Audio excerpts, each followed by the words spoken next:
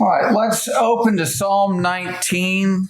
I'd like us to read 1 through 6 there. Psalm 19, 1 through 6, as we're just thinking about creation, the world. Psalm 19, 1 through 6. Who will get that for us? Go ahead, Jim.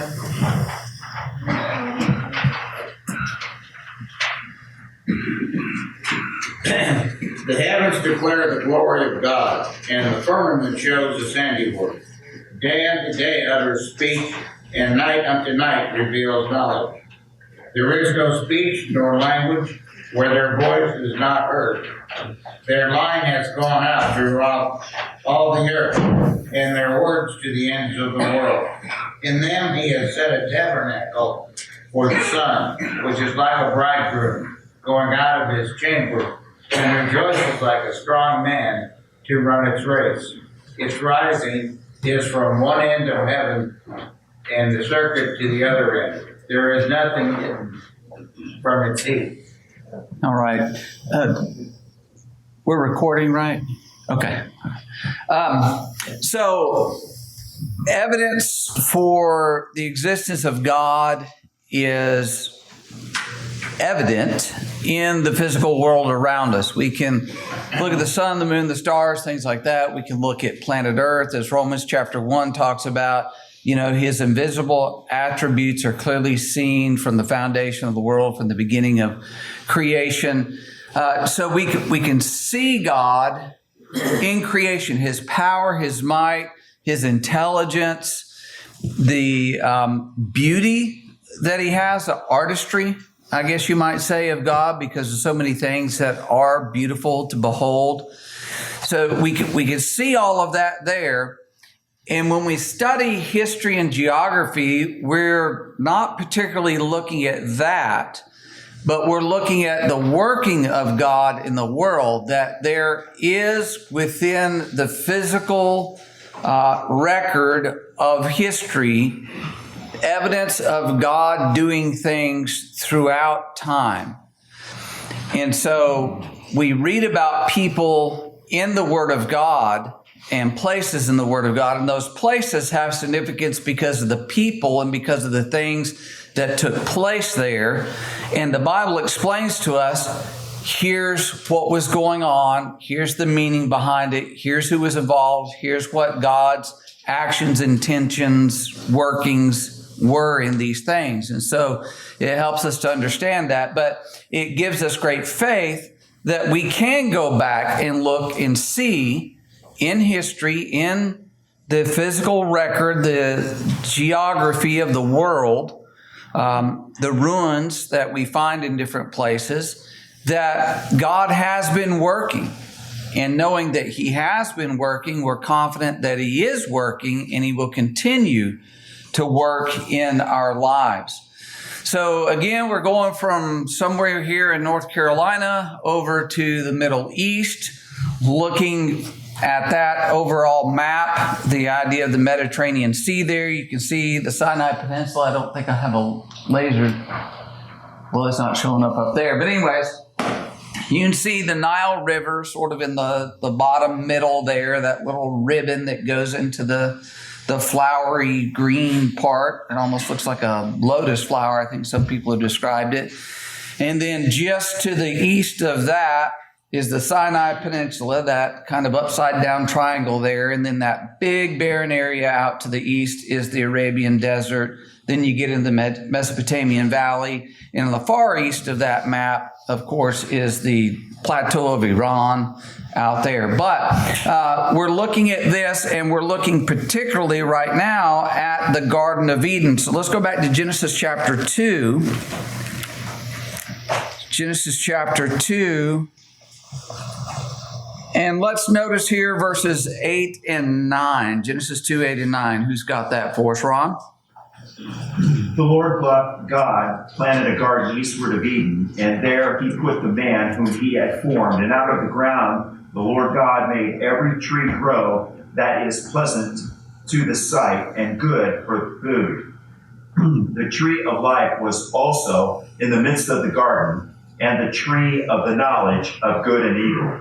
Okay, so he's created this garden for man to live in. He puts man in there. And when you think of that garden, what comes to mind for you? How do you picture that garden? Well, in my mind, Stephen, I picture something that is absolutely pristine, that is lush, that if any way could be perfect, which I believe it was, God made it so. Okay, yeah. Well, you think about that to your point, Ron. God had created the world. He had prepared everything up to this point to bring man into the world. And in as much as God made it, and particularly back up in chapter 1, verse 31, he saw everything he made. Indeed, it was very good. So that includes that garden. It was exactly as it ought to be. I hold to the idea that things have gone from a state of order to disorder. And I believe that as we're reading this record, everything was in perfect order. Yes, exactly right. And inasmuch as he put man in there, this is an environment suitable for man that would sustain man. There are no threats. There are no things that are there that would be harmful to man at this time. So there it is. He's dwelling there in a lush and plush environment. I forget exactly where I got these photos. I forget exactly, so I'm not even going to try to recall. But I think of a vegetation-rich environment as it talks about the trees, being there. The food that was good for man was there, and things that are pleasant to look at. And so he's there in that environment, enjoying it. And there's another name we have for the garden, which is what? Paradise, right?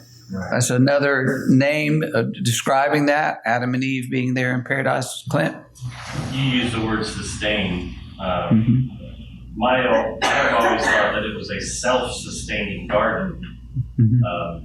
Where it was created was in the midst of those 4 rivers. So it's going to be very fertile, right? Just like you showed us the Nile. The area around Cairo is very, very fertile because those rivers bring in all the nutrients. So let's get to that. Genesis chapter 2, verses 10 to 14, as it describes this broader area of the garden. So Genesis 2, 10 to 14. Do you want to get that, Clint? Sure.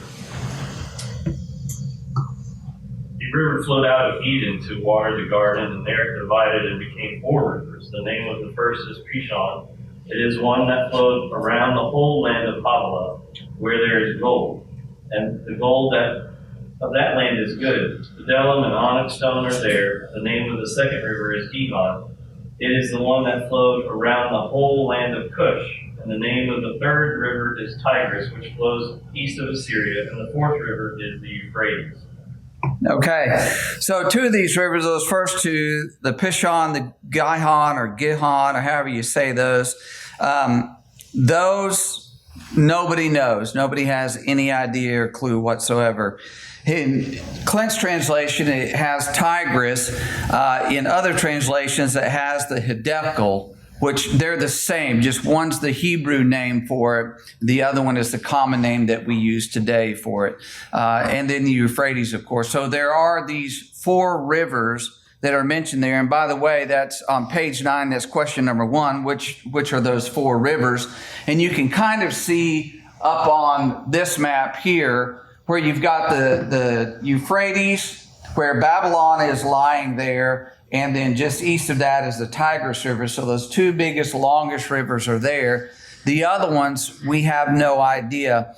And just a caveat here, the world that existed then is not the world that exists in Genesis 9. So there's a bit of a, okay, this is kind of where we think it is. That historically it's believed here. They dig back into history and they even the secular people say civilization started here. Started over in that Mesopotamian valley, the oldest ruins and things, and they give various dates. And I don't know if you've ever noticed this, but they almost always give dates of civilization. Now, not saying like cavemen, because they're going to say cavemen existed, way, way back. But anything with civilization, like a city and streets and buildings and things, they put a limit on that, usually about 10,000 years, which is a little too long, but anyway, we'll leave that there.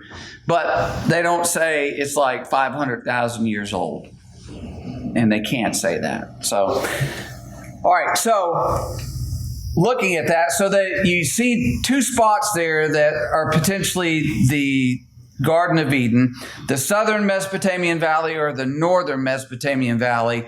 Personally, I lean toward the southern part of the Mesopotamian Valley. And what country is that in? Either the northern or the southern. Yeah, Iraq today, modern day Iraq. So down in the south, and you can kind of see on this map on the screen there how that you've got the Arabian Desert, and then there's more color going east. Now, I know to our eyes and our way of thinking in this modern environment, again, this is different than what it was pre-flood. Talk more about that in a minute. But it is a much more plush, garden-like environment there, particularly in the southern Mesopotamian Valley, where the two rivers come together. They empty into the Gulf there. And so it is a more plush area. So that's it, just without all the markers and stuff. You can see the Dead Sea to the west, the Sinai Peninsula, Mediterranean, all that kind of stuff. All right, so thinking about that great and lush environment, what type, Genesis 2, verse 25. Who's got that for us? Genesis 2, verse 25. Go ahead, Tanner. And the man and his wife were both naked and were not ashamed.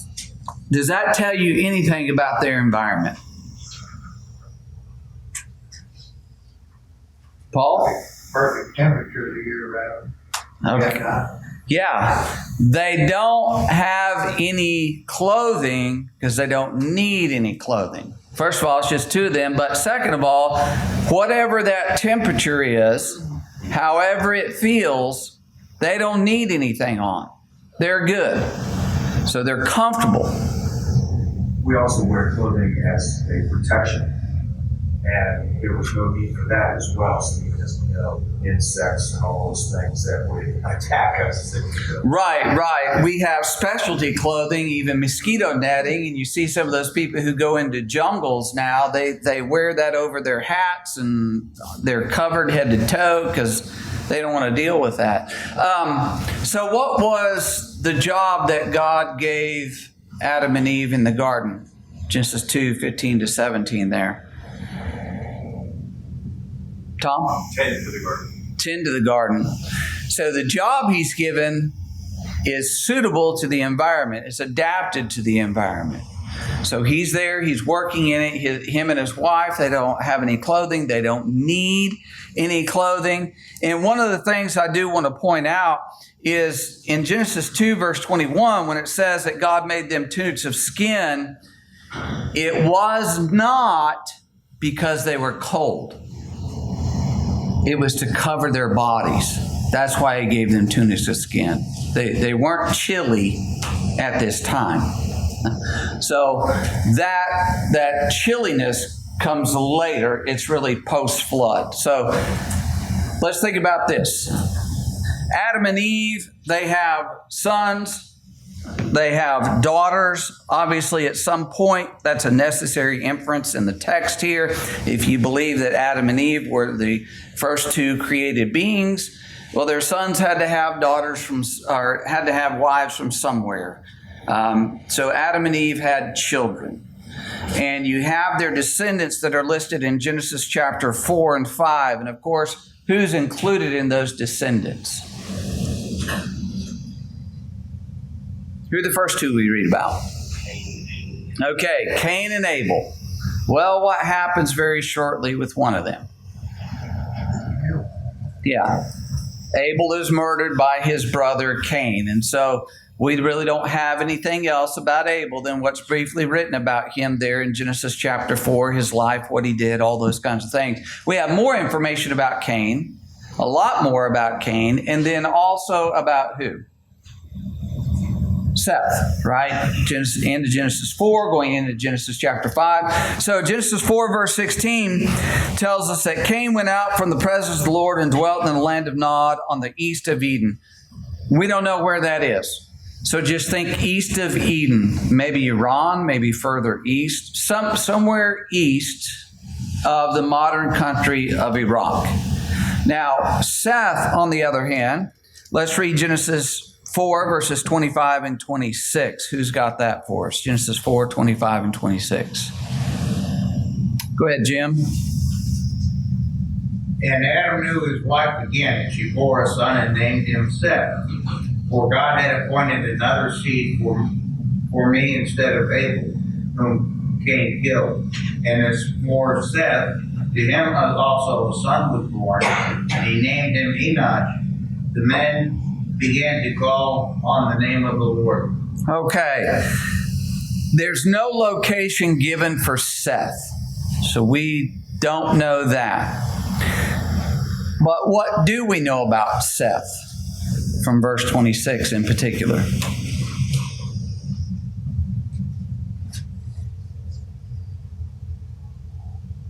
Ron? Well, we know that he had a wife Okay. and had a son, Mm-hmm. and that says, and then began to call on the name of the Lord. So he was reverent to God. Yes, he's looked at as the faithful one. Genesis 4 details very plainly that Cain and his descendants were evil, prideful, violent, selfish people. Seth, on the other hand, beginning there at the end of 4, rolling into 5, you understand that his descendants were generally good people, righteous people. Now, that changes over time. But when you go down through this list and you read about these men who are descended from Seth, you understand that they are good people. Particularly, you get down to Enoch and get down to Noah. They are highlighted as being men who are faithful to God. And you can go through chapter 5. You can read their ages, the ages when they have their sons. You add all that stuff up, and basically from Adam down to the flood, 1,656 years. Now, give or take maybe a little bit on that, but that's about what we're looking at from creation down to the time that the flood hits, per the ages and everything of the men who are there. But you have all those listed out there, giving us a line of descendants from him and kind of what happens to some of them as it goes through Genesis chapter 5. Any other thoughts before we roll into 6 and the flood? All right, so thinking about the physical world before the flood. Now, this is from answersingenesis.org. Answers in Genesis is the group behind the Creation Museum, the Ark exhibit up in Kentucky. They're very much on the side of young earth. God created it and various things like that. And one of the theories, and this could only be a theory, but one of the ideas is that there was a water canopy around the earth and that there was essentially a supercontinent called Pangaea or Rodinia, I believe is how you say that. And they get these from different places within the Word of God. You know, the firmament in Genesis 1, verse 7, that God made the firmament and divided the waters which were under the firmament from the waters which were above the firmament. Some think that that waters above the firmament refers to this water canopy that was there. And then the water below it was the ocean. And so you have the atmosphere, the firmament, water above and water below. Whether that's true or not, don't know. But if it is like that, one of the things they've looked at is with a water canopy, it would have had a greenhouse type effect to basically make the entire planet, the large supercontinent, essentially like a lush jungle presence. So there's no snow. There's no snow caps, at the North Pole, the South Pole. And that's why even today, at the South Pole in particular, you can find like fossils of ferns and things like that. That the whole world was kind of a lush environment, and that the increased atmospheric pressure would have allowed for whatever those dynamics are, and I'm not a scientist, I can't explain all of it, but it would allow for larger plants and animals and humans, because something about that pressure, they grow larger. And then afterward, they don't grow as large. And some have said, well, that's maybe kind of what the dinosaurs were. They were just larger things because of the atmospheric pressure. But be that as it may, we understand that there was a different world at that time. The Global Flood of Noah book talks about these vegetations, these coal layers, even at the poles. Does anybody know anything about like mammoths, woolly mammoths and things like that, where they've been found, or elephants? You've been found on every continent. Every continent, yep. Yep. So that would lend in part to the idea of a single continent to begin with. But then also places in Siberia where you wouldn't find these things, these animals or these plants, and thinking about elephants and mammals and different types of trees, Arctic islands that are north of Siberia. They found those up there. And a water canopy, they say, would have led to greater vitality. Back to the idea of protection, that though man has lived under the sun, we know, for thousands of years, and that's normal, that's natural. Please don't let people convince you that it's not normal, it's not natural. But even under a water canopy, it would have filtered out even more ultraviolet radiation. So man probably would not have aged as quickly, or at least their body would not have aged as quickly. But again, be that as it may, what do you have if you have a pristine environment, you have abundance of food and all of that, what are you naturally going to have among mankind?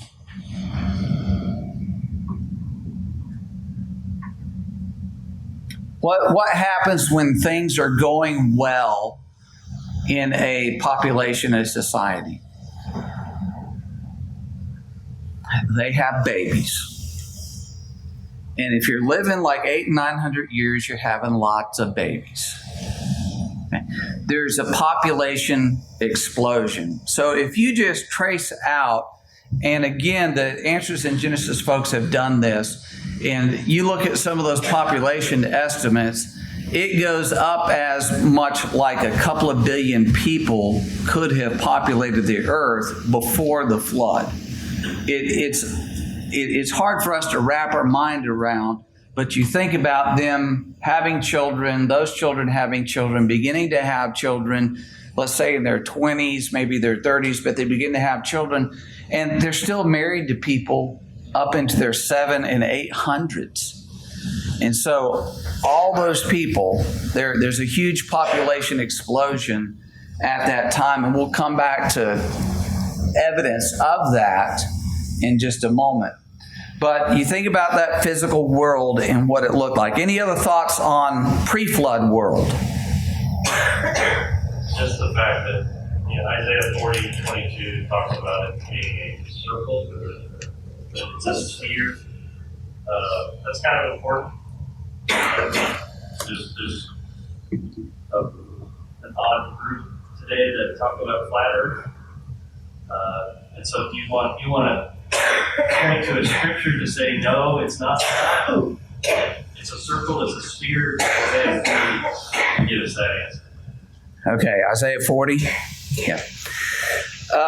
Don't ever let anybody convince you that the earth is flat. It is not flat. It's popular out there. And And I know a lot of things that we used to think could not be true have been found out to be true, but that's not one of them. The earth is a sphere. And we can have another discussion about that another day, but that's a good point. So the illustration up on the screen now, the Earth's essentially a big ball, right?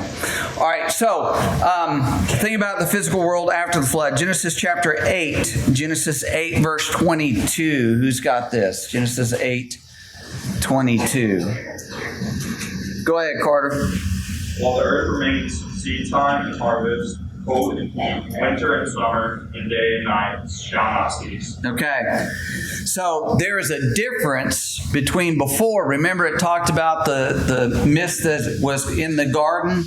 Well, here it talks about their seasons. There's changing. Before, it gives a picture of a constant environment. Here, it's saying this is a changing environment as the year goes on. So one of the ideas is that during the flood, that there was this breakup of land masses, and that's when you get the modern day continents that we see in our world today. They're very distinct land masses around the world. And, evolutionists have pointed to the fact, well, it looks like some of these things, they fit together. For instance, you can see a little bit of it there. Africa and the piece of Africa, let me see from your standpoint, this way, and how the South American continent looks like it fits in there, right? Well, I don't doubt that one day they were mated together. They were together, but they split apart. The question is how and why? Well, the flood explains it, how these things could have happened. It talks about the fountains of the deep being broken up, and that gets us to this idea of both trenches and ridges in the ocean floors. Everyone, I'm sure, has heard of these ocean trenches. There's the Mariana Trench that's off the Philippines, which is, by the way, this dark piece here. You see the Philippine Islands right there. And just to the east of that is that dark line. That is the trench. It's about 36,000 feet deep. It's the deepest trench on Earth. Off the east coast of the United States is something called the Puerto Rican Trench, and it's around 27,000 feet deep.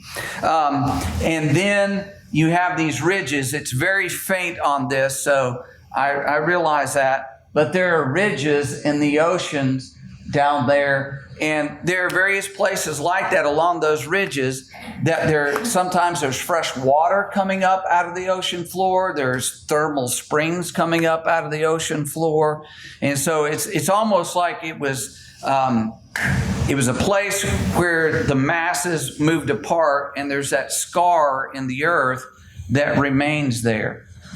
But after that, after the flood and it broke up and things began to settle down, one of the ideas is that there was a great ice age because of the new environment, the oceans being heated by volcanic activity, and that water canopy gone, the poles freezing because of the tilt of the earth and all of that. And I'll leave that to more scientific people. But go to the book of Job with me, the book of Job.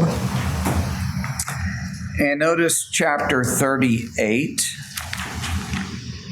Job chapter 38. And it's believed that Job lived shortly after post-flood. So he was way back there, but post-flood. In Genesis chapter 38, let's read verses 28 to 30. Job 38, 28 to 30. Ron? As the rain of Father, or who has begotten the drops of dew, from whose womb comes the ice, and the frost of heaven, who gives its birth? The waters harden like stone, and the surface of the deep is frozen. Okay. Where did Job live? Because it describes it in the book. What area of the planet did he live on? He lived in the Middle East. How do we view the Middle East today? What do we know about that environment? Desert. The water doesn't get like a stone. The waters of the deep are not frozen there. Yes, at the poles, that is true. And I know some winters, things can freeze over, even up in the Great Lakes area. And there are lakes up in the northern U.S. and in Canada that they're fairly large lakes and they can freeze over. That's true. But we don't think of that as the Middle East. But Job describes this in his time of these waters being frozen and the deep being frozen. So the idea is that right after the flood, there came this great ice age. There was lots of snow, precipitation falling at the poles in particular. So it was a rapid buildup of those snow caps that are at the poles. And generally that area of cold temperatures and freezing came down to lower latitudes. So in our area and south, and when the scientists look at glaciers having crossed North America, and I think maybe you learned this in elementary, at least I was taught this in elementary, there was a great ice age and it scraped things, and it was how many ever millions and millions of years ago. Well, the post-flood environment would have lent itself, according to people who've looked at it and know more than I do, it would have lent itself to an ice age and having all the deposits of snow and ice that we see today that are still receding. And the planet cooled greatly back then, and we're still warming up from the post-flood time. Any other thoughts there? Has anybody ever seen any of this before? Have you looked at it? Have you read things about it? Because there's a lot of literature out there about how the environment, what we see in it today, reflects scars, if you will, from the flood and shortly thereafter. Clint. The area where I grew up in northern Ohio, just south of Lake Erie, they still have roads today that are named after the ridges that this ice age moved land through. And so it's still evident today, even in that area, that landmarks were named after certain geographical scarring. And so they named roads after these certain ridges that they had already named before cars had come in. Right. Very interesting. Ron? And as Clint's mentioning, through that area, there is very, very deep deposits of soil, topsoil, that you can just dig so deep because of that being moved and deposited there at the time of those glaciers. Okay. All right. So that's very much related to the fact that there is overwhelming evidence for a worldwide flood. In fact, I do not see how any geologist can honestly look at the rocks and say there was not a flood, a worldwide flood. It's just unbelievable how much evidence there is. So let's go to Genesis chapter 7. Genesis chapter 7 and read verses 17 to 20 here. Genesis 7, 17 to 20. Who's got this for us? Go ahead, Tanner. When the flood came upon the earth for 40 days, the water increased and lifted up the ark, so that it rose above the earth. The water prevailed and increased greatly upon the earth, and the ark floated on the surface of the water. The water prevailed more and more upon the earth, so that all the high mountains everywhere under the heavens were covered. The water prevailed 15 cubits higher, and the mountains were covered. Okay, what was covered? Mountains. The mountains. Okay, now I'll grant you, before the flood, the mountains were not necessarily as high as they are today. With those moving the continents and things like that, there could be changes. I fully understand that. But there were mountains, and they were covered with the floodwaters. Now, the other thing is, let's read 21 to 24. Who will get that for us? 21 to 24. Carter, you want to get it? And all flesh died that moved on the earth, birds and cattle and beasts and every creeping thing that creeps on the earth, and every man, all in whose nostrils was the breath of the spirit of life. All that was on the dry land died. So he destroyed all living things which were on the face of the earth, both man and cattle, creeping thing and bird of the air. They were destroyed from the earth. Only Noah and those who were with him in the ark remained alive. And the waters prevailed on the earth 150 days. Okay, so one thing you have is the waters covering the mountains. And anybody ever been in the mountains and found seashells and evidence of the oceans up there? Yeah, I've been in the Rocky Mountains, 9, 10,000 feet. There's evidence up there. No question about that. One of the things I was reading is in the Himalayas, the highest mountain chain in the world. There's abundant evidence up there. And of course, the evolutionist says, well, that was because the mountains were actually the ocean floor at one time. And then the ocean floor over millions and millions and millions of years just kept getting pushed up and pushed up and pushed up. And then boom, there it is. That doesn't fit the geological record, but you can go up in the mountains and see where there are these sea creatures that have been fossilized in the rocks up there. And we're talking about all over the world, high elevations, you can find it. It's because the oceans covered the mountains. But there's also this other aspect of it, and that is a rapid burial of plants and animals. That idea that everything died, well, it was not only things upon the earth, walking upon the earth, but there's evidence that there were some of the sea creatures because of the rapid sediment coming in and trapping them. Just imagine, I don't know if anybody has looked at anything or read anything about the floods that happened up in North Carolina last September. But if you see any of those videos, it's not just water coming down on the flood.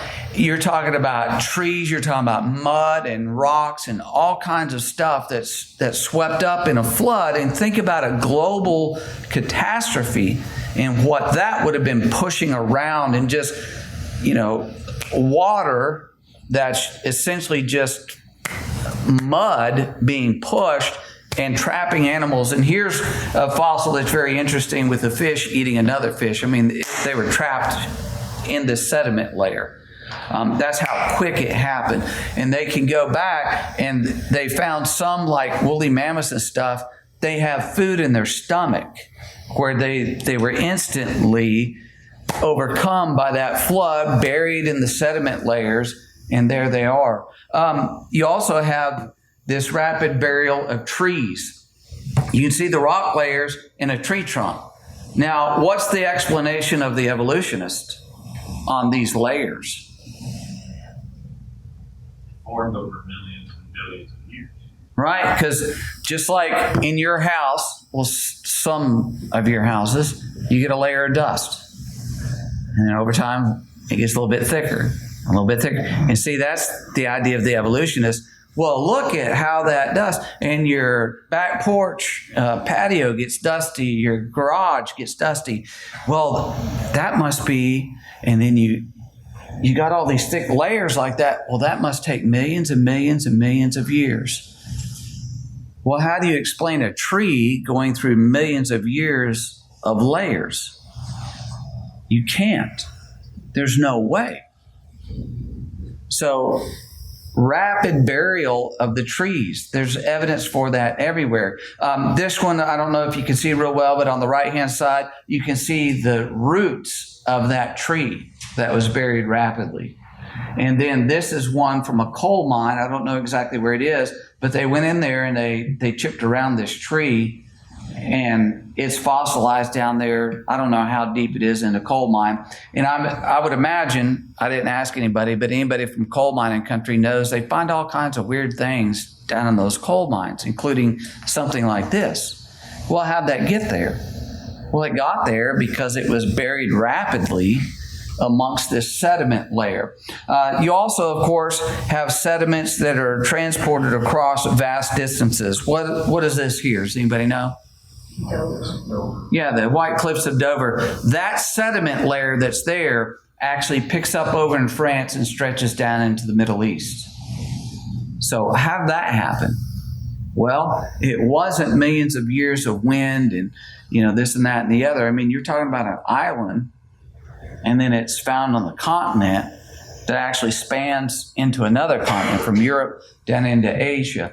Of course, everybody knows the Grand Canyon, right? And you can see very clearly there are sediment layers there. What's the problem with sediment layers like this existing in the world? What do you notice about those? Water is up that high. Water did come down through there. We'll talk about that in just a minute.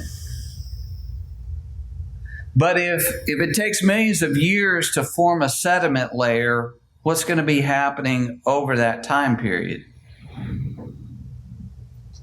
There's going to be some kind of erosion and wear, but there's not. It's one layer laid on another layer, laid on another layer, and there's no time in between those for that, one layer to form, to dry, to set, weather, wind, rain, all of that going on, and then another layer be laid on top of it.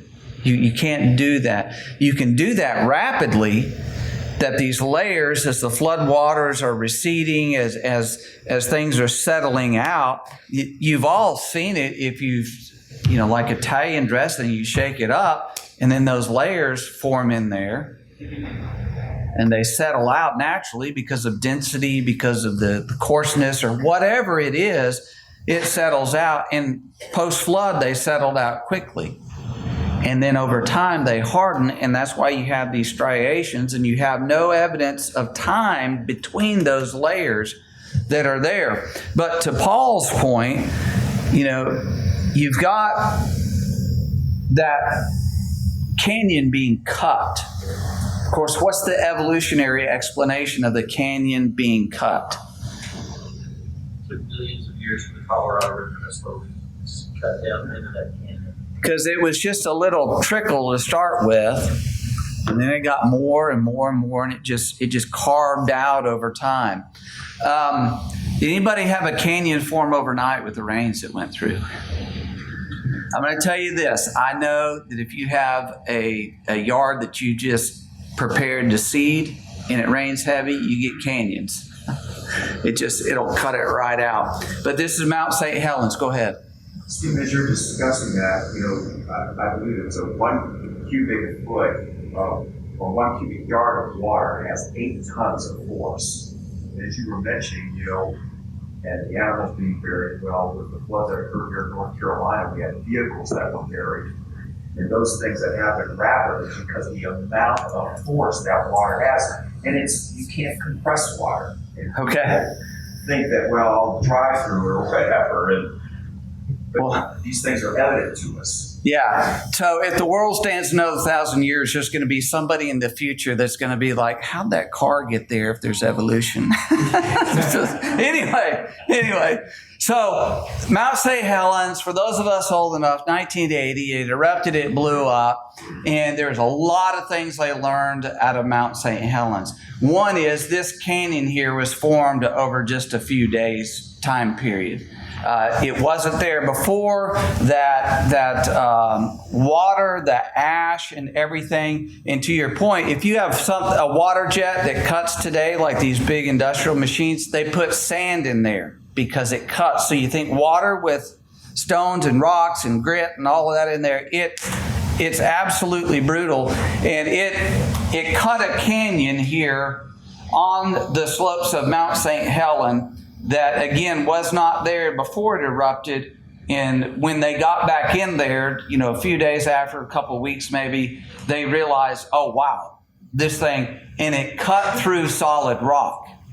It's not like it was soft dirt like in your yard. This is solid rock that it just sheared right through.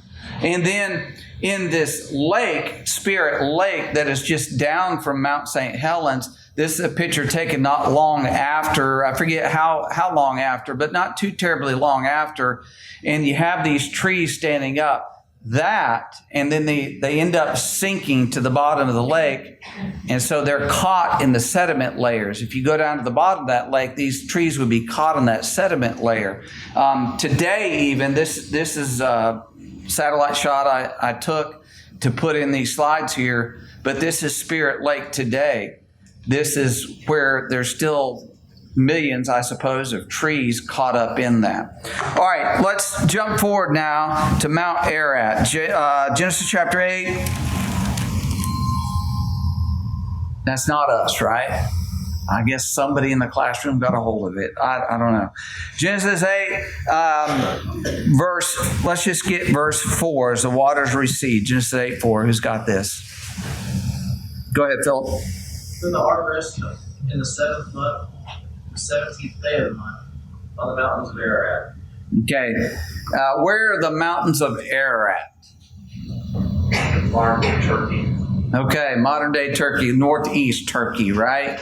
Over in that area. And on page 10, by the way, your map is asking you to find Ararat. It's at that top right kind of spot. It's the little dark triangle up there. A7, I think, is the position on the map.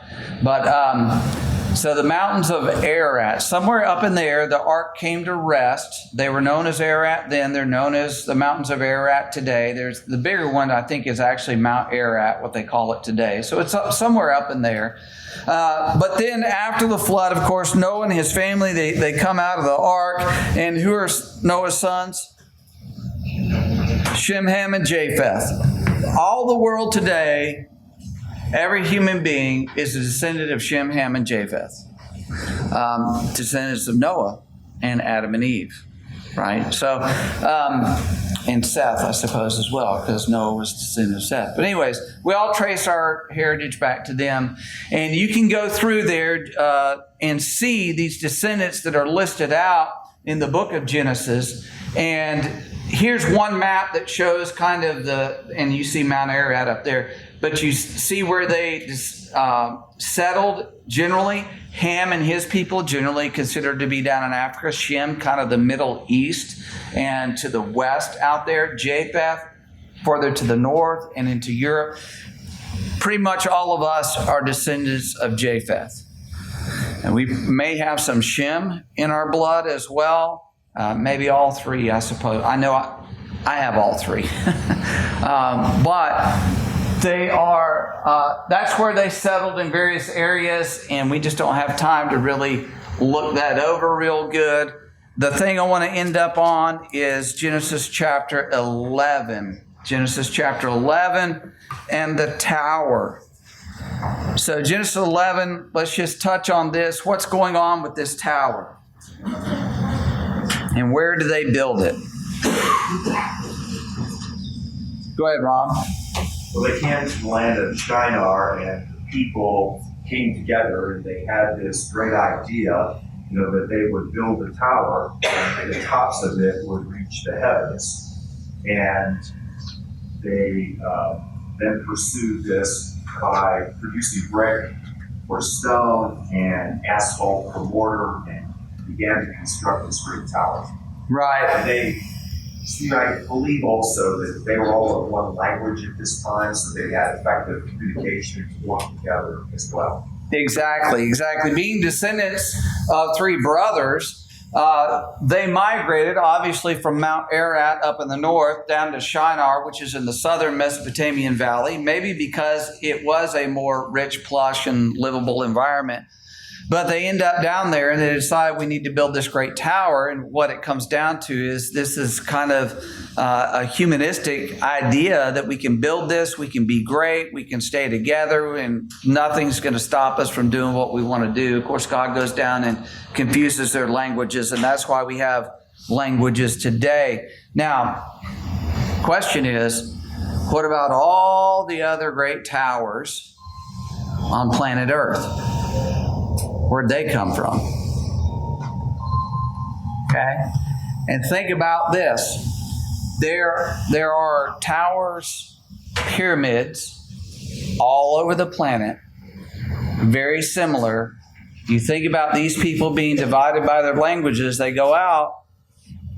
Is it any wonder that they would build more towers? They would build more pyramids to whatever thing they want to build it to for whatever purpose or reason.